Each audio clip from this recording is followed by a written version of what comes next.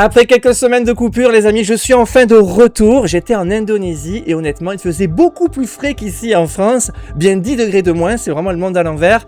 À l'heure où je vous parle, il fait 30 degrés dans mon studio. On est en pleine canicule, cette fameuse canicule de juin 2026. C'est très dur, mais on va aller au bout des choses parce que j'ai envie de vous proposer ce format que je vous propose régulièrement, que vous aimez beaucoup et que moi aussi j'adore vous proposer parce qu'on apprend tellement de choses. Vous le savez, le monde est vaste, la planète est immense et on a la chance aujourd'hui à notre époque de pouvoir la scruter en détail via les photos satellites proposées sur les services Google Maps et Google Earth. Et pour peu que vous soyez un petit peu observateur, vous allez découvrir des tas d'endroits absolument incroyables, bizarres, qui parfois posent question. Il y a des véritables énigmes auxquelles on n'a pas de réponse. Et puis quelquefois, avec un petit peu de recherche, on trouve ce dont il s'agit et on apprend beaucoup de choses. Alors vous allez voir, aujourd'hui, je vous ai fait une petite sélection vraiment cool, super intéressante, avec peut-être un des endroits les plus glauques et les plus sinistres que j'ai eu à vous proposer durant ces années de pérégrination sur Google Maps. Vous allez voir, il va falloir s'accrocher, il va falloir le cœur bien accroché. Mais avant ça, les amis, que vous sachiez que les voyages en virtuel sur Internet peuvent être dangereux. Je veux parler sur le plan numérique, sur le plan de la protection de vos données. Et ne parlons pas des voyages réels. Lorsque vous vous arrêtez notamment dans des aéroports ou des hôtels, que vous vous connectez à des réseaux Wi-Fi que vous pensez sécures et gratuits, quelquefois, il y a des pirates, des personnes mal intentionnées qui se cachent là derrière. Vous vous connectez en toute confiance et ces personnes ont accès à tout ce que vous faites. Ils peuvent surveiller tout ce que vous faites, tout capter et vous voler l'ensemble de vos données. Mais rassurez-vous les amis, ce n'est pas une fatalité, il y a des solutions. Heureusement les amis, il y a le partenaire de cette vidéo, CyberGhost VPN, qui est un des leaders mondiaux en matière de VPN avec plus de 38 millions d'utilisateurs dans le monde, une très bonne note sur Trustpilot et je remercie vraiment CyberGhost VPN qui soutient la chaîne déjà depuis très longtemps. Alors un VPN, c'est un outil très puissant sous la forme d'un logiciel très simple. Son but premier est de vous protéger. Vos données sont intégralement chiffrées, ce qui vous assure une totale sécurité sur Internet. Vous évoluez dans une sorte de bulle sécurisée qui vous met à l'abri des sites frauduleux et des personnes mal intentionnées. Vos activités sont totalement illisibles pour les pirates. Plus de soucis lorsque vous êtes en voyage. Mais c'est aussi plus de liberté car CyberGhost VPN vous relocalise sur un serveur distant quelque part dans le monde. Vous ne changez pas de pays, mais Internet croit que c'est le cas. Et ça, c'est la clé pour déverrouiller des services géographiquement bloqués. Vous pourrez ainsi libérer et accéder aux catalogues mondiaux des plateformes de streaming comme Netflix, Amazon Prime ou Disney+. Et là aussi, ça peut être très utile en voyage lorsque vous voulez continuer à suivre votre série préférée. Et si vous êtes passionné de sport, vous pourrez même suivre des événements sportifs en direct et gratuitement sur des chaînes étrangères. Concrètement, toute la famille est protégée puisque CyberGhost VPN protège jusqu'à 7 appareils. Et ça marche sur Windows, macOS, Android, iOS, les téléconnectés et également les consoles de jeux. Alors si vous cliquez sur le lien disponible en description, vous pourrez bénéficier d'un tarif réduit de 2,03 € par mois avec 4 mois offerts. Et sachez que CyberGhost VPN propose 45 jours satisfaits ou remboursés avec un service client au top disponible 24 h sur 24 et 7 jours sur 7. Alors les amis, si vous êtes en quête de plus de liberté et de sécurité sur le net, c'est le moment pour vous de tester l'un des meilleurs VPN qui soit. Merci CyberGhost VPN. Bon, à présent qu'on est en sécurité avec CyberGhost, on peut embarquer dans ce voyage autour du monde. Alors je vous ai concocté une petite sélection vraiment cool. J'ai mis plusieurs semaines à rassembler tous ces endroits. Il y en a encore tellement, je me dis à chaque fois, mais je vais pas trouver ce mois-ci. Ben si, en fouillant un petit peu sur les réseaux, parce qu'il y a des gens qui cherchent, je vais pas tout trouver tout seul, mais beaucoup de gens cherchent et trouvent des endroits qui posent vraiment question, des endroits énigmatiques et des endroits très glauques comme celui dont on va parler dans quelques minutes, vous allez le voir. Mais pour commencer, j'avais envie de vous amener dans la région amazonienne pour découvrir un des endroits les plus mystérieux d'Amérique du Sud, une zone qui pose vraiment question, dont on n'a pas les réponses, vous allez le voir, nous y sommes. Vous avez sous les yeux, les amis, une étrange montagne qui se prénomme El Cerro El Cono, qui veut dire la colline en forme de cône. Alors, il faut que vous compreniez un petit peu là où on est. On est donc en zone forestière amazonienne, très sauvage. On va se mettre en 3D, on a cette chance sur Google Earth, c'est qu'on peut visualiser la physionomie de la région à partir de son relief. Vous le voyez, c'est relativement plat, même totalement plat, et il y a ce pain de sucre, cette colline, cette montagne en forme de cône qui dépasse et qui surplombe littéralement toute la région environnante. Il n'y a qu'elle. Alors cette montagne fait environ 850 mètres de haut, donc c'est très haut, c'est très dominant en fait, et c'est une véritable énigme. Alors, il faut quand même se remettre dans le contexte. Cette région est extrêmement sauvage et très inaccessible. Il s'agit en fait d'un parc national protégé au Pérou, où il y a notamment des tribus autochtones, des peuples autochtones, et ces peuples, on les protège, on interdit formellement l'accès à cette zone à tout type de touristes, d'explorateurs, de travailleurs, etc. On veut qu'ils soient tranquilles. Et le problème, c'est que cette montagne, elle est pile là au milieu, et pourtant, elle pose tellement de questions. En tout cas, elle ne laisse pas les hommes indifférents depuis toujours, puisque ces fameuses peuplades locales, ces peuples autochtones, considèrent cette montagne comme sacrée, elle serait habitée par des esprits. Il y a beaucoup d'histoires qui tournent autour de ce lieu, il y aurait beaucoup de choses à dire. Il y a également des rumeurs qui courent. Certains disent qu'il s'agirait d'une ancienne pyramide issue d'une civilisation oubliée et méconnue. Et c'est vrai que ça pose question, puisqu'il n'y a que cette excroissance, ce pain de sucre là au milieu de nulle part. Et évidemment, on se pose la question, est-ce que ça pourrait être artificiel? Est-ce que là, caché sous la couverture végétale, pourrait se trouver un bâtiment très ancien, les vestiges d'une ancienne culture oubliée? Ça s'est déjà vu, je sais notamment au Mexique, il y a tout un tas de lieux désormais très célèbres, très touristiques, qui ressemblaient à ce genre d'endroit par le passé. Donc on se pose légitimement la question. Cela dit, personne ne peut y accéder, je vous l'ai dit, c'est formellement interdit, donc on ne peut pas étudier l'endroit. C'est vraiment particulier comme situation, même pas les scientifiques à ma connaissance, je suis très surpris que personne ne puisse aller voir, hein. Bon, il y a vraiment un statut très particulier par rapport à la région et au peuple autochtone, je vous l'ai dit. Et il y a une autre hypothèse en dehors de celle de l'ancienne civilisation, ça serait peut-être le fait qu'il s'agisse en fait d'un cône volcanique, vous savez, des vestiges d'un volcan qui aurait été érodé, fortement érodé, et il ne resterait plus que cette cheminée solidifiée.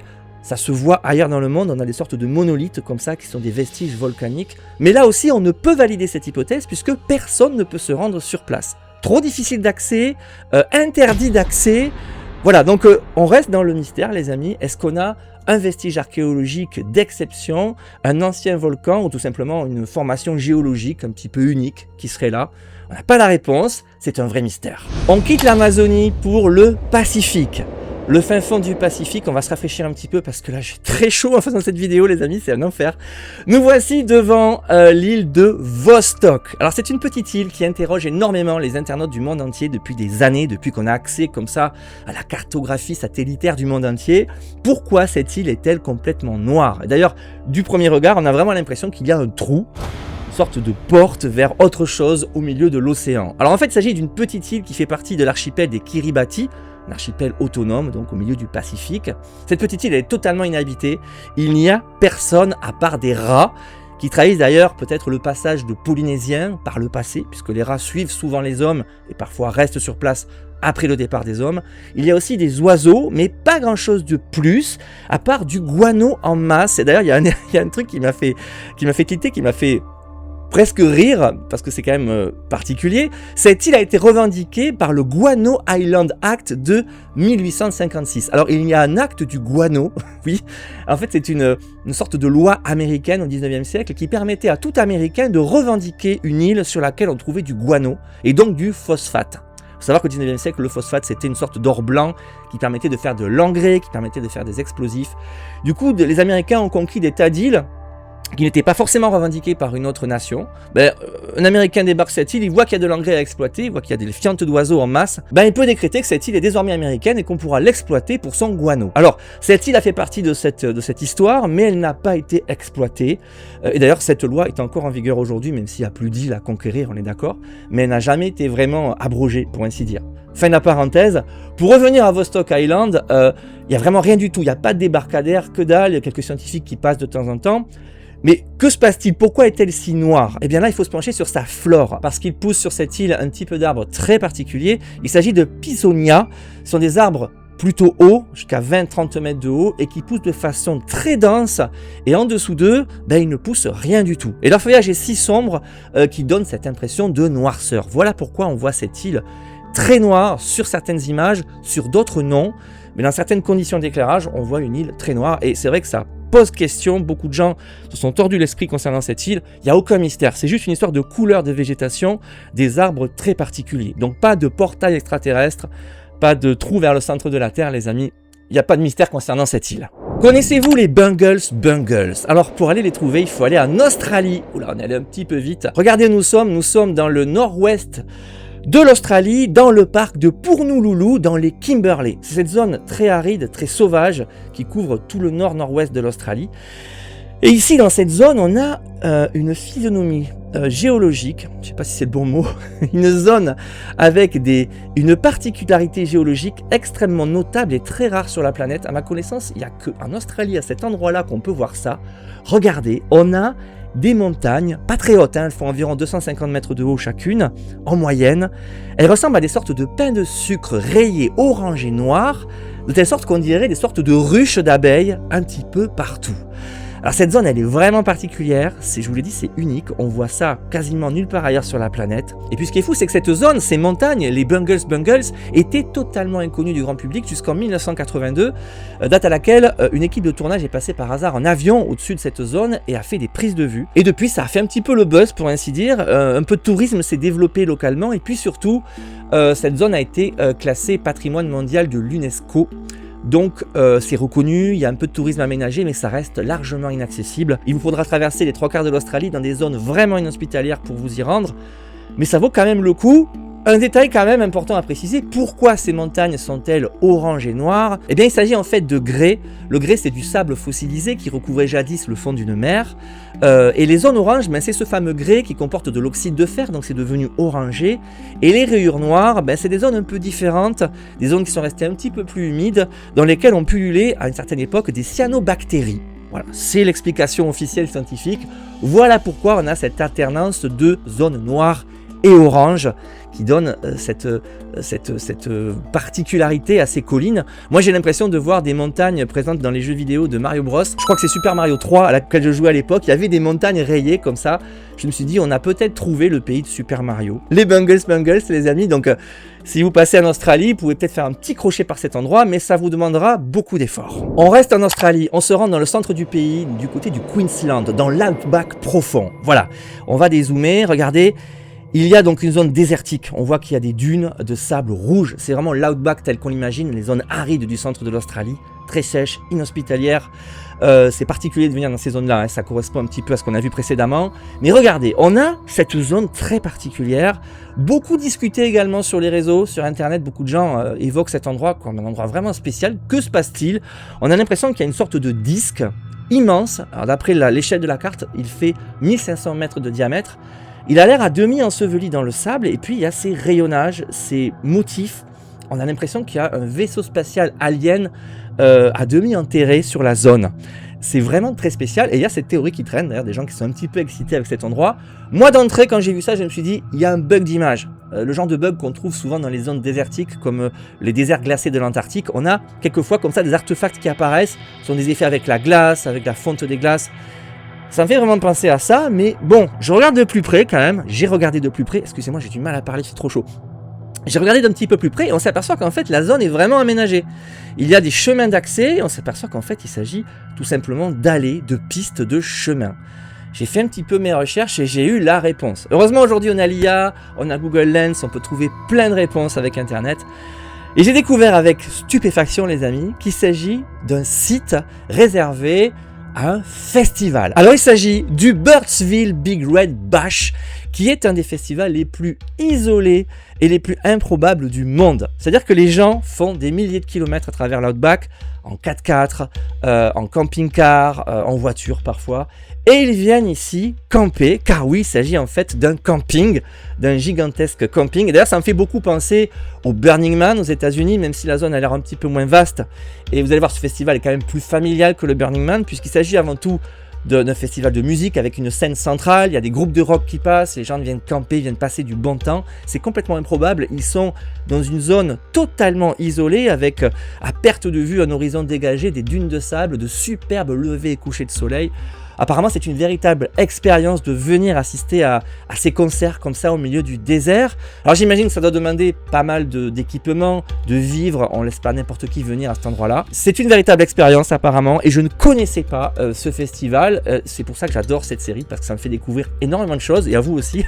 Par la même occasion, je vous parle de choses souvent qu'on ne soupçonne pas en France. Il y a donc des festivals au milieu de l'outback, en plein désert australien aride et inhospitalier. Les gens d'ailleurs font des activités sur les dunes qu'on voit ici. Il y a des montées en voiture, ils escaladent les dunes, ils se jettent, enfin bref. Les Australiens, qui sont un peu américains sur certains aspects. Le truc, c'est que ce festival a lieu tous les ans au mois de juillet. Et cette année, donc en 2026, il n'aura pas lieu car il y a eu de terribles inondations récemment. Ça a dévasté un peu la région. Le site doit être remis en état et il n'y aura donc pas de festival cette année. Rendez-vous en 2027. Là aussi, les amis, après être allé voir les Bungles, vous pouvez vous arrêter s'il vous reste un petit peu d'eau et de vivre du côté du Birdsville Big Red Bash. Je ne connaissais pas ce festival, les amis. Voilà, encore un endroit à visiter en Australie, des lieux vraiment uniques dans cette île-continent. On quitte l'Australie, on se rend au milieu de l'océan Indien, du côté des Maldives. Alors, vous connaissez sûrement les Maldives de réputation, si vous n'y êtes pas déjà allé, ce sont des atolls paradisiaques perdus au milieu de l'océan Indien. Et là, nous sommes sur un atoll particulier, puisque c'est le deuxième atoll le plus peuplé des Maldives, qui sont essentiellement des îles. Hein. Il s'agit de l'atoll Addu. Et si on regarde, il y a effectivement une ville ici avec pas mal d'habitations. Il y a même un stade. De ce côté-là, on a un aéroport. Voilà, donc toutes les infrastructures sont là. Donc il y a pas mal de gens qui passent. Il y a du monde. Hein. Il y a un port ici. Hein. J'ai l'impression que c'est un port de plaisance. Enfin bref, il y a tout. Et sauf qu'il y a une anomalie. Il y a un truc. Sur ce petit îlot là, sur le côté de l'atoll, regardez, si on zoome, il y a un petit SOS. Et ça, je trouve ça absolument génial. Qu'est-ce qui s'est passé sur cet atoll? On est en droit légitime de se poser la question. Quelqu'un est-il resté coincé sur cette île assez longtemps pour avoir besoin d'appeler à l'aide, quoi, je sais pas d'ailleurs avec quoi ça a été fait. Est-ce que c'est fait avec du sable ou des branches? Je pense que c'est plutôt du sable ou des pierres, je sais pas. Quelqu'un a eu besoin d'inscrire un SOS en direction du ciel pour être secouru. J'ai quand même un gros doute concernant cette affaire, puisque vous le voyez, cette île a l'air très visitée. J'ai l'impression que les gens viennent souvent. Il y a une ville juste à côté, il y a des tas d'infrastructures, des bateaux qui passent. Je pense qu'il s'agit plutôt d'une blague ou d'une sorte de prank fait par les gens du coin ou peut-être des touristes. Parce que personnellement, je pense qu'il est compliqué en tout cas sur cet atoll de rester seul très longtemps, puisque j'ai l'impression qu'il y a beaucoup de passages, beaucoup d'activités. Donc je mets un petit peu en doute le fait que quelqu'un a été naufragé sur cette île, mais c'est quand même intéressant. Et c'est pas la première fois que je vois ce genre de choses. C'est un peu con, excusez-moi du terme, parce que ce genre d'inscription en direction du ciel, ça doit être réservé à des situations d'urgence. Et vous connaissez ce qu'on dit, à force de crier au loup, on ne viendra peut-être pas vous secourir le jour où vous aurez vraiment besoin d'être secouru. On va pas très loin, on va en Inde. Du côté de Mumbai, voilà, nous y sommes, on va dézoomer un petit peu, on va essayer de contextualiser cette zone. Mumbai, c'est une mégalopole indienne située sur la côte ouest de l'Inde, voilà. Et à l'intérieur de la métropole, ou plutôt sur le côté, il y a une zone un peu externe à la ville, cette petite péninsule. Au milieu, il y a ici, vous le voyez, une zone un peu forestière. Et là, nous avons 3 bâtiments circulaires dans la forêt. Accrochez-vous les amis, parce que je vais vous raconter l'histoire de ces endroits et ce qu'on y fait. Et sincèrement, si je crois, je vous l'ai dit tout à l'heure, parmi les lieux les plus glauques et les plus sinistres que j'ai eu à vous présenter, d'ailleurs s'il y a des enfants, je ne sais pas comment je vais traiter les images parce qu'il y a des photos, c'est particulier, je pense que je vais essayer de flouter un peu, on va voir. Il s'agit les amis tout simplement de Tour du Silence. Alors certains d'entre vous connaissent probablement, mais moi j'ai eu du mal à raccrocher les wagons, j'avais peut-être vaguement entendu parler de cette histoire. Mais ça a été l'occasion de faire des recherches avec ce fameux lieu qu'on peut donc voir depuis les photos satellites. On voit ici donc 3 tours du silence. Et il y en a même une 4e ici, abandonnée. Et donc ça correspond un petit peu à la marge des choses en Inde par rapport à l'activité qu'on fait à cet endroit, qui est un petit peu en baisse, mais ça se produit toujours. Alors de quoi s'agit-il? Que fait-on dans ces fameuses tours du silence là à Mumbai? Eh bien sachez que dans cette région de l'Inde existe encore un courant religieux qui est né jadis du côté de la Perse, il y a plusieurs siècles. Il s'agit des Zoroastriens. Les Zoroastriens, c'est un courant religieux très particulier qui a une conception vraiment spéciale de la mort. Ils pensent notamment qu'après un décès, l'âme s'en va avec le vent au bout de 2 à 3 jours, et l'âme va être jugée quelque part pour savoir s'il va dans une sorte de paradis ou d'enfer. Je fais court, parce que c'est un petit peu plus compliqué que ça. Mais le corps, lui, reste. Et pour les Zoroastriens, le corps d'un défunt, lorsque l'âme est partie, c'est quelque chose d'impur.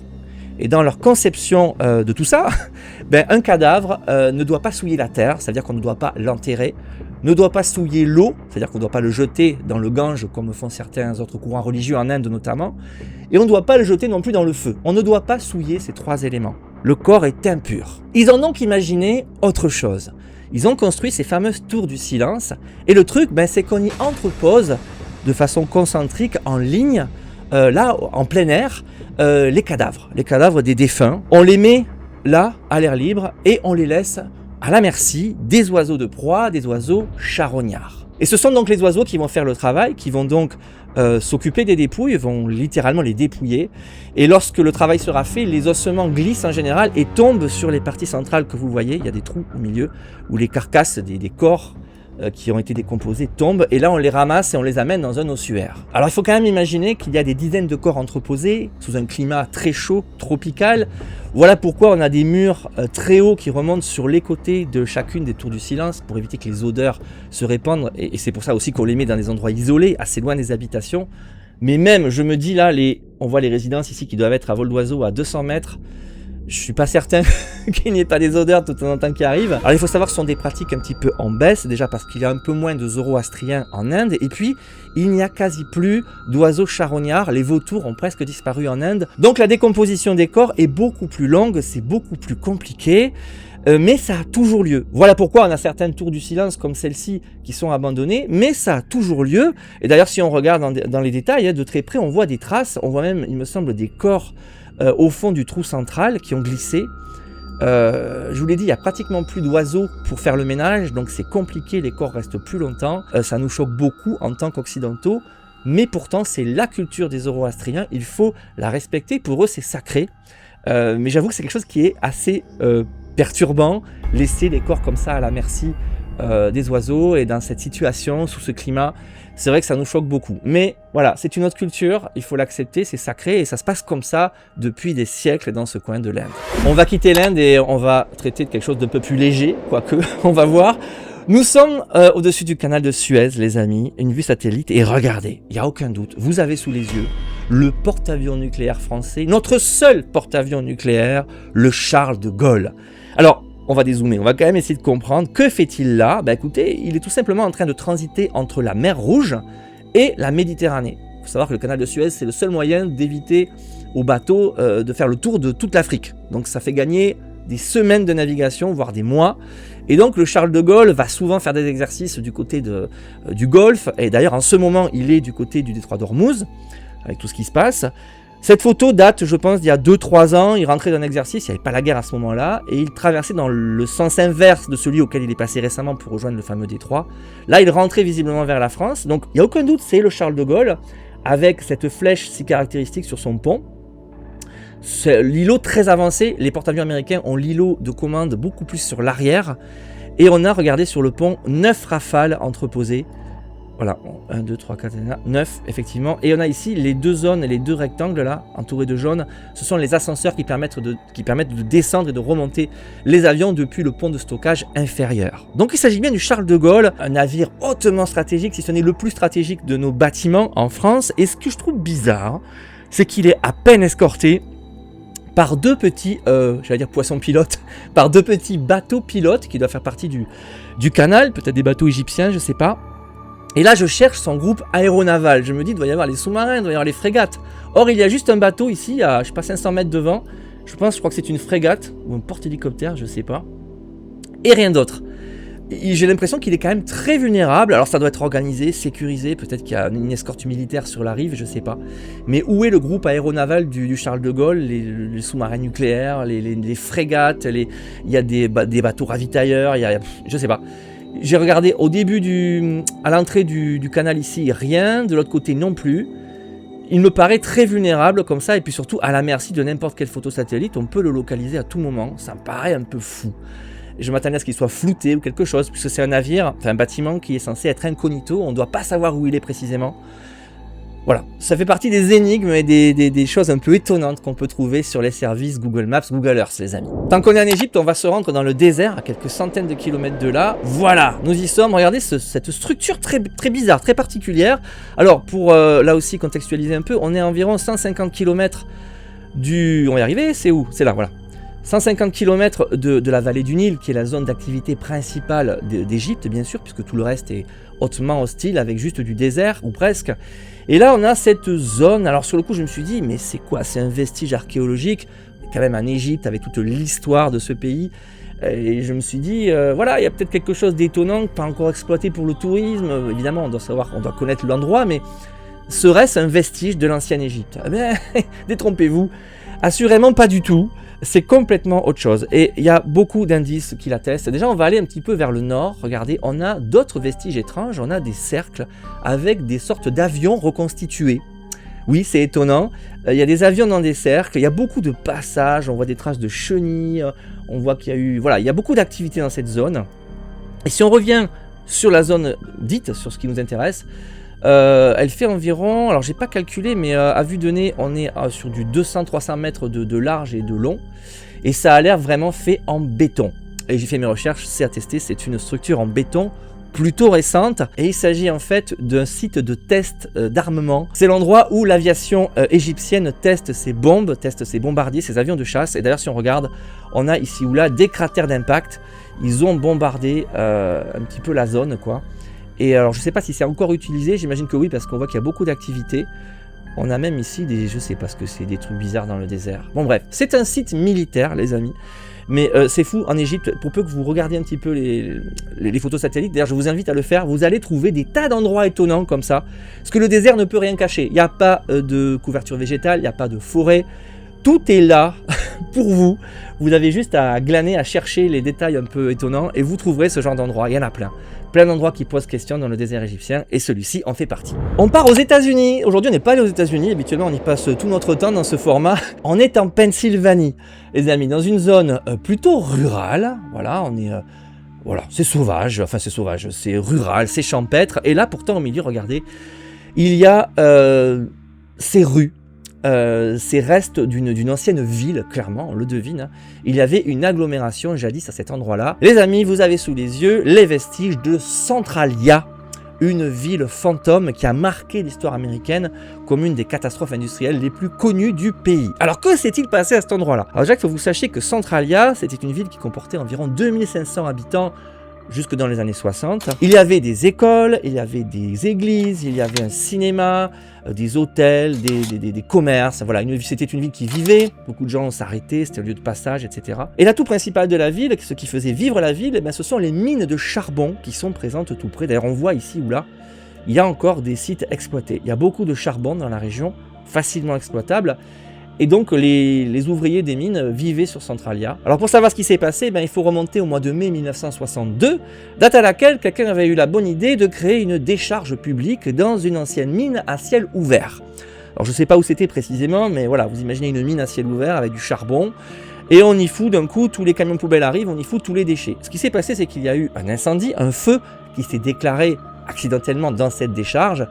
Et le feu, l'incendie, s'est rapidement communiqué à gagner des galeries souterraines d'exploitation de charbon. Vous connaissez la suite, l'incendie s'est répandu sous l'ensemble de la ville parce que la ville est bâtie sur la mine carrément. Il faut savoir que le type de charbon exploité à cet endroit est très particulier. C'est un charbon qui brûle lentement et longtemps. Donc c'est un véritable désastre, jamais personne n'a pu l'éteindre et la ville est lentement devenue invivable. Ce qui s'est passé, c'est que les routes ont commencé à se fissurer, de la fumée a commencé à s'échapper de plein d'endroits dans la ville, les maisons ont commencé à accumuler du monoxyde de carbone, les gens se sont intoxiqués, des gouffres se sont ouverts ici ou là, et notamment un épisode connu où un enfant a failli disparaître dans un gouffre qui s'est ouvert dans un jardin au début des années 80. Donc lentement mais sûrement, la ville est devenue invivable, et au début des années 80, le gouvernement fédéral a décidé de déménager tout le monde, de reloger l'ensemble des habitants de la ville. Alors aujourd'hui, il ne reste quasiment plus personne, une poignée d'habitants qui ont des autorisations spéciales pour continuer à vivre là. Il s'agit souvent de personnes âgées qui veulent finir leur jour dans la ville. D'ailleurs, si on regarde dans les détails, on voit ici qu'il y a quelqu'un qui vit là, il y a une autre habitation ici ou là, mais plus personne ne peut s'y installer, plus personne ne veut y travailler. De toute manière, il n'y a plus aucune infrastructure pour vivre dans l'endroit.